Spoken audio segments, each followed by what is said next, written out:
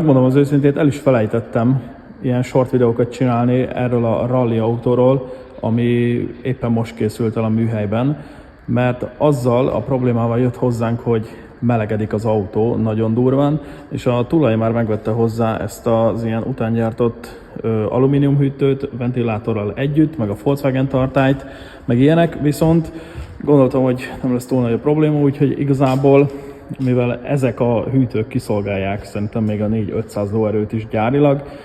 ezért gondoltam, hogy valami itt a vízrendszerrel lesz a probléma, és a vízpumpa volt kompletten szétesve, úgyhogy az is cserélve lett, termosztát is, bekötésre került egy olajhűtő, plusz ugye a klasszik BMW-s olajsapka.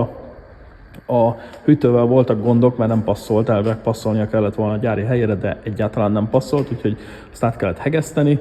meg ilyenek. Volkswagen tartály nyilván be lett kötve, és ami a legnagyobb probléma volt az autóval szerintem az az, hogy majd vágok be képet, a torony iszonyatosan, hát nem is azt mondom, hogy el volt repedve, hanem már estek ki a darabok, annyira szét volt nyílva mind a két oldalon. Most nyilván ez le lett festve, és ugye a régi festés az koszos, ez meg ugye zsírúj, úgyhogy azért üt el ennyire, de terveztem rá gyorsan, mert csak az E46-hoz volt ilyen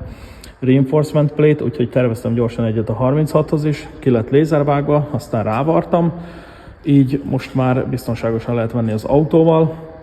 plusz ha már itt volt, akkor cseréltem rajta